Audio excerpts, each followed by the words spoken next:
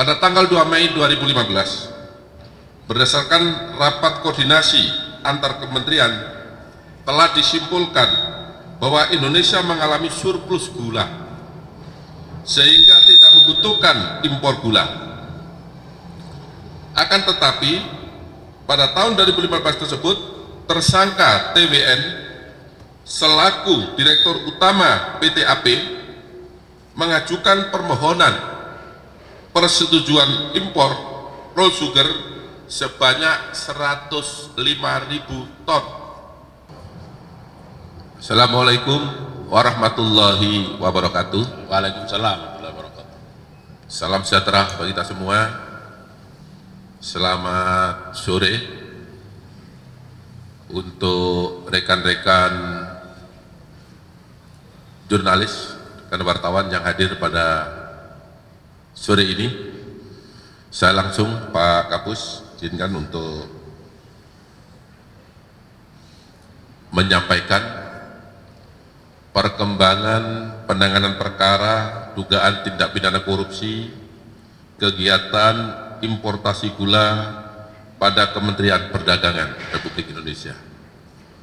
Untuk menjawab pertanyaan rekan-rekan wartawan beberapa saat yang lalu terkait dengan kasus ini, maka pada sore hari ini akan saya sampaikan sebagai berikut. Sehubungan dengan perkembangan penanganan perkara penyidikan dugaan tindak pidana korupsi kegiatan importasi gula pada Kementerian Perdagangan Republik Indonesia, berdasarkan surat perintah penyidikan Direktur Penyidikan pada Jaksa Agung Muda Tindak Pidana Khusus nomor 54-FD2/10/2023 tanggal 3 Oktober 2023. Berdasarkan hasil pemeriksaan dikaitkan dengan alat bukti yang telah kami peroleh selama penyidikan, maka tim penyidik pada Kejaksaan Agung Republik Indonesia pada Jampitsus telah mendapatkan bukti permulaan yang cukup untuk menetapkan 9 orang tersangka sebagai berikut. Yang pertama, tersangka TWN, Direktur Utama PT AP, berdasarkan penetapan tersangka nomor 02 tanggal 9 Januari 2000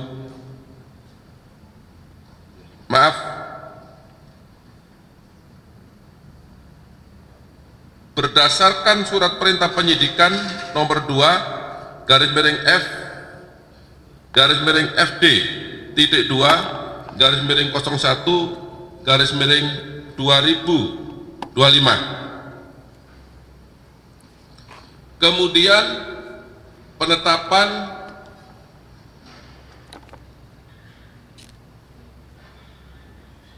tersangka atas nama WN selaku Presiden Direktur PT AF. Yang ketiga, penetapan tersangka atas nama HS selaku Direktur Utama PT SUJ. Kemudian yang keempat, atas nama IS selaku Direktur Utama PT MSI. Yang kelima, penetapan tersangka atas nama TSEP, Direktur PT MT.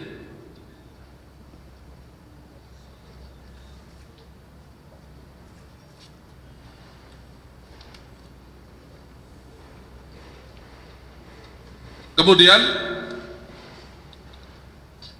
tersangka atas nama HAT selaku Direktur PT DSI.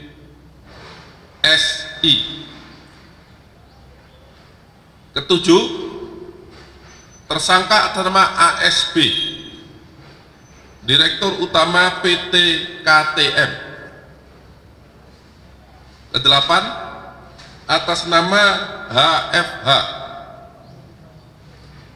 Direktur Utama PT BMM. Dan yang terakhir, kesembilan, atas nama ES selaku Direktur PT PDSU. Jadi 9 orang yang telah ditetapkan sebagai tersangka oleh penyidik berdasarkan alat bukti yang cukup. Sedangkan kasus posisi terkait dengan perkara tersebut dapat saya sampaikan sebagai berikut. Pada tanggal 2 Mei 2015, berdasarkan rapat koordinasi antar kementerian, telah disimpulkan bahwa Indonesia mengalami surplus gula sehingga tidak membutuhkan impor gula. Akan tetapi pada tahun 2015 tersebut, tersangka TWN selaku Direktur Utama PT AP mengajukan permohonan persetujuan impor raw sugar sebanyak 105.000 ton. Selanjutnya, Menteri Perdagangan saat itu tersangka TTL memberikan izin persetujuan impor gula kristal mentah sebanyak 105.000 ton kepada PT AP untuk dikelola dari gula kristal mentah menjadi gula kristal putih dengan surat persetujuan impor nomor 04.IP.15.0042 tanggal 12 Oktober 2015. Sesuai dengan keputusan Menteri Perdagangan dan Perindustrian nomor 527 tahun 2004, yang diperbolehkan impor gula kristal putih adalah hanya BUMN. Tetapi berdasarkan persetujuan impor yang dikeluarkan oleh tersangka TTL kepada PT AP adalah impor gula kristal mentah GKM. Kemudian gula kristal mentah tersebut dilakukan impor tidak melalui rapat koordinasi atau rakor dengan instansi terkait serta tanpa adanya rekomendasi dari Menteri Perindustrian guna mengetahui kebutuhan gula di dalam negeri. Pada tanggal 28 Desember 2015 telah dilakukan rapat koordinasi bidang perekonomian yang dihadiri oleh kementerian di bawah Kemenko Perekonomian, yang salah satu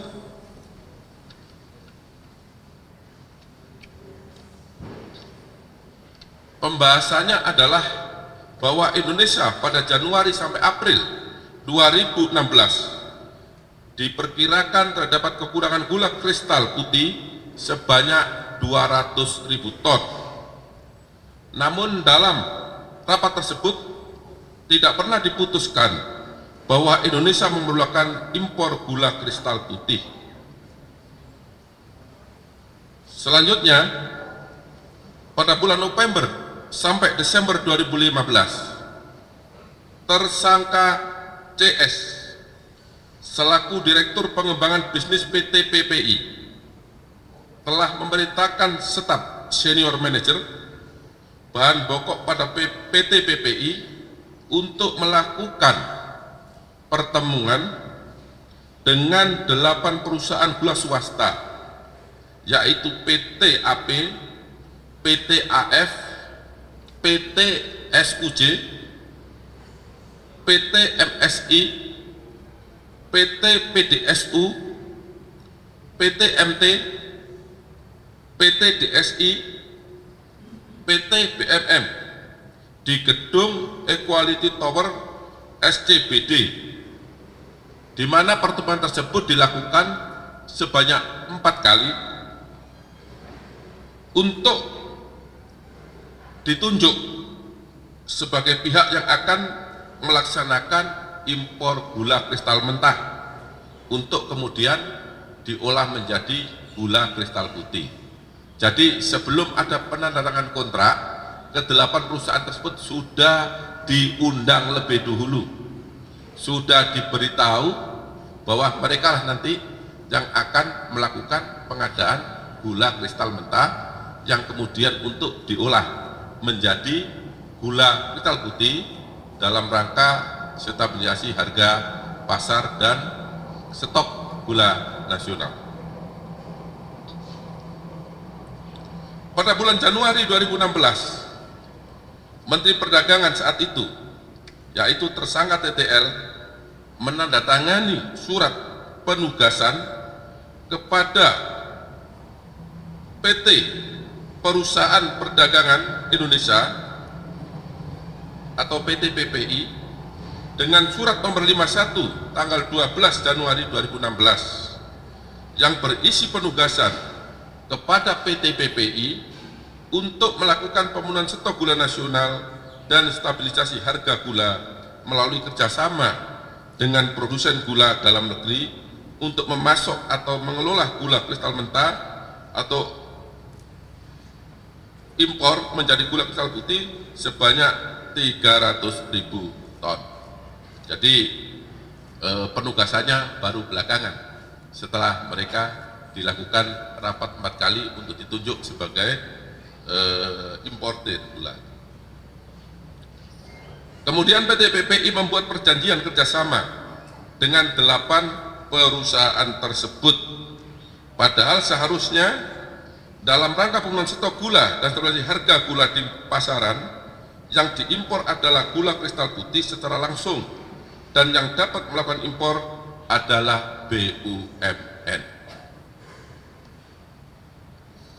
Para teman-teman jurnalis yang saya hormati, selanjutnya dalam rangkaian tersebut Menteri Perdagangan Saudara TTL memerintahkan Saudara Karyanto Supri selaku Dirjen Perdagangan Luar Negeri untuk menerbitkan persetujuan impor gula kristal mentah untuk diolah menjadi gula kristal putih kepada 8 perusahaan swasta yang sudah ditunjuk, padahal dalam rangka pemenuhan stok dan stabilisasi harga seharusnya yang diimpor adalah gula kristal putih yang dilakukan impor secara langsung dan yang dapat melakukan impor sebagaimana tadi saya katakan hanyalah badan usaha milik negara atau BUMN.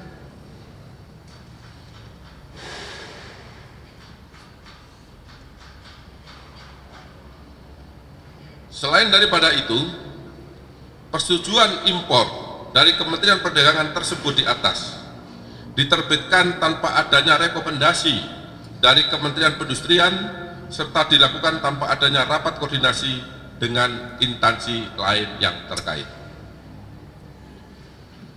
Bahwa ke-8 perusahaan swasta yang mengelola GKM menjadi GKP tersebut, izin industrinya adalah produsen gula rafinasi. Jadi 8 perusahaan tadi yang saya sebut itu izin usahanya adalah di bidang gula rafinasi yang berdasarkan ketentuan pasal 9 Permendagri nomor 117 tahun 2015 menyatakan bahwa GKM yang diimpor tersebut hanya dapat diolah menjadi GKR untuk memenuhi kebutuhan sektor industri makanan, minuman, dan farmasi, serta tidak dapat diperdagangkan atau dipindah tangankan kepada pihak lain. Setelah ke-8 perusahaan swasta tersebut mengimpor dan mengelola GKM menjadi GKP, selanjutnya PT PPI seolah-olah membeli gula tersebut, padahal senyatanya gula tersebut dijual oleh perusahaan swasta ke pasaran atau kepada masyarakat melalui distributor yang terafiliasi dengannya dengan harga 16.000 per kilogram, lebih tinggi daripada HET saat itu yang sebesar 13.000 per kilogram, dan penjualan tersebut tidak dilakukan melalui operasi pasar, tetapi dijual langsung di pasaran dengan harga pasar saat itu. Dari pengadaan dan penjualan GKM yang diolah menjadi GKP tersebut, PT PPI mendapatkan fee dari 8 perusahaan yang mengimpor dan mengolah GKM menjadi GKP sebesar Rp105 per kilogram. Kemudian pada tanggal 8 Maret 2016, tersangka TWN selaku Direktur Utama PT AP mengajukan permohonan persetujuan impor roll sugar sebanyak 105.000 ton. Selanjutnya atas permohonan tersebut, Menteri Perdagangan saat itu, yaitu tersangka TTL, pada tanggal dan hari yang sama, jadi permohonan dan persetujuan pada hari yang sama, langsung menerbitkan persetujuan impor gula kristal mentah untuk diolah menjadi gula kristal putih kepada PT AP sebanyak 105.000 ton.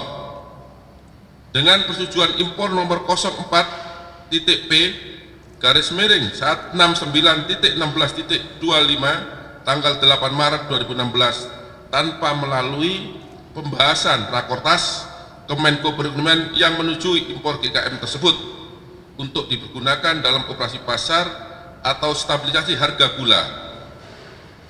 Bahwa pemberian persetujuan impor juga diberikan tanpa adanya rekomendasi dari Kementerian Perindustrian yang seharusnya sesuai ketentuan pasal 6 Permendagri 117 tahun 2015 yang merupakan salah satu syarat pengajuan permohonan persetujuan impor.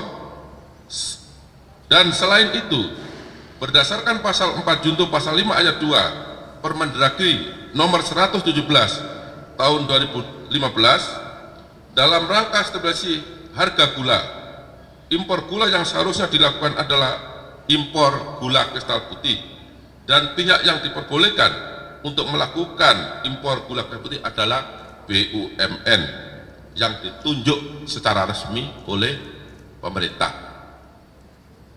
Selanjutnya, pada tanggal 8 April 2016, TWN selaku Direktur Utama PT AP mengajukan kembali permohonan persetujuan impor roll sugar sebanyak 157.500 ton. Selanjutnya, atas permohonan tersebut, Menteri Perdagangan saat itu, yaitu tersangka TTL, pada hari dan tanggal yang sama langsung menerbitkan persetujuan impor gula kristal mentah untuk diolah menjadi kristal putih. Jadi sama dengan di atas, permohonan dan persetujuan terbit dalam waktu 1 hari.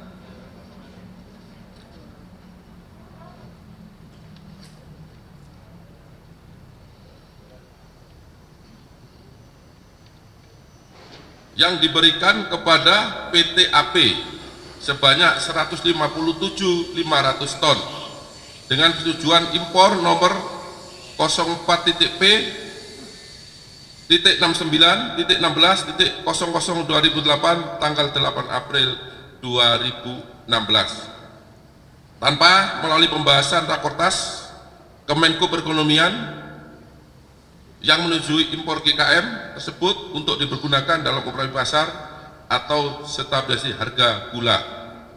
Bahwa pemberian persetujuan impor tersebut juga diberikan tanpa adanya rekomendasi dari Kementerian Perindustrian yang seharusnya sesuai dengan ketentuan pasal 6 Permendagri 117 tahun 2015 yang merupakan salah satu syarat pengajuan permohonan persetujuan impor.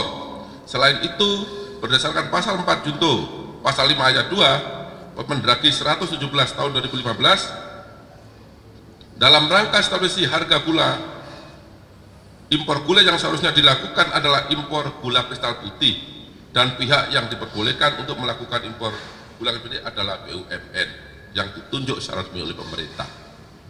Jadi ini sama modusnya dengan yang lain yang di atas tadi, tetapi ini harus saya jelaskan satu persatu karena ini tersangkanya ada 9 Jadi masing-masing melakukan permohonan, melakukan kegiatan importasi gula.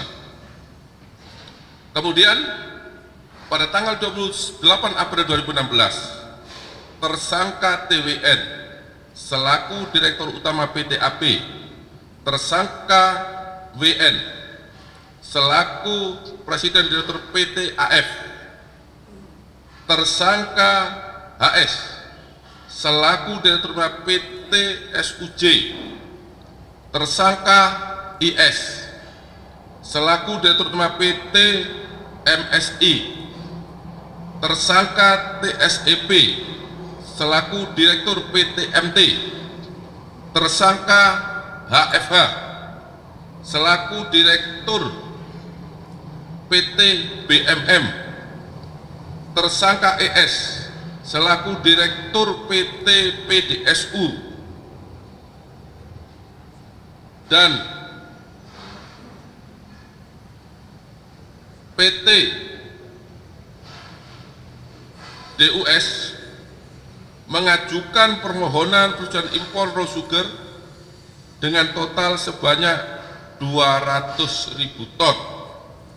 Selanjutnya atas permohonan tersebut, Menteri Perdagangan saat itu yaitu tersangka TTI memerintahkan Saudara Karyato Supri selaku PLT Dirjen Perdagangan Luar Negeri untuk menerbitkan persetujuan impor gula kristal mentah untuk diolah menjadi gula kristal putih kepada 8 perusahaan sebagaimana yang telah saya sebutkan tadi di atas.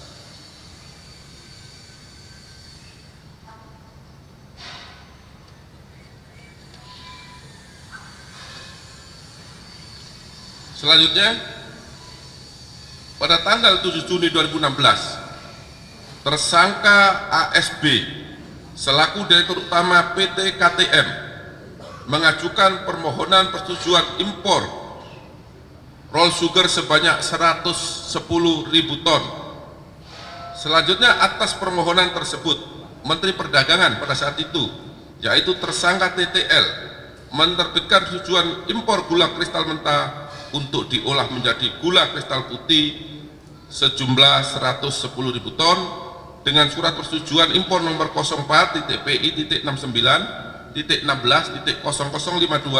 tanggal 14 Juni 2016 tanpa melalui pembahasan Rakortas Menteri Perekonomian yang menyetujui impor gula kristal mentah tersebut untuk digunakan dalam operasi pasar atau stabilisasi harga gula, bahwa pemberian persetujuan impor tersebut juga diberikan tanpa adanya rekomendasi dari Kementerian Perindustrian yang seharusnya sesuai dengan ketentuan pasal 6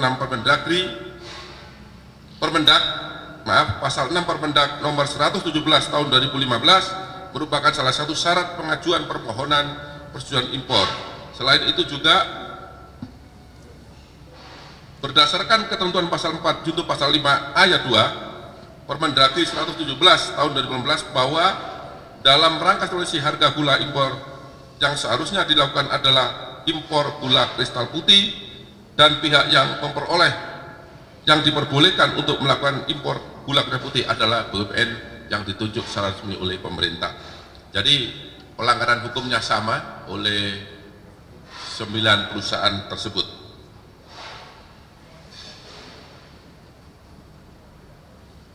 Selanjutnya, yang terakhir tanggal 29 Juni 2016, tersangka HFH selaku Direktur Utama PT BMM memerintahkan Alberti J.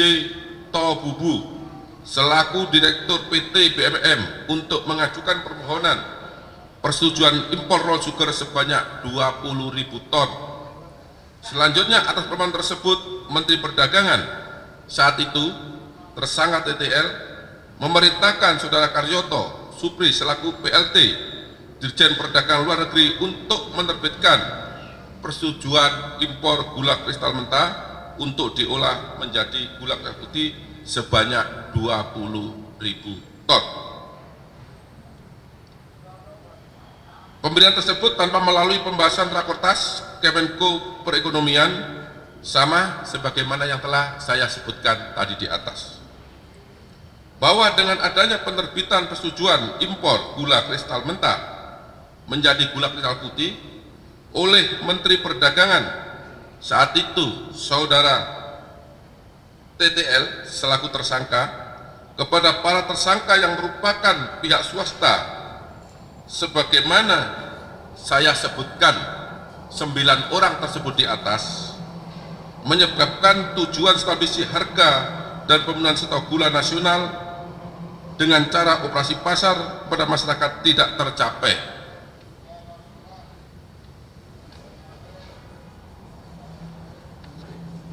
Namun justru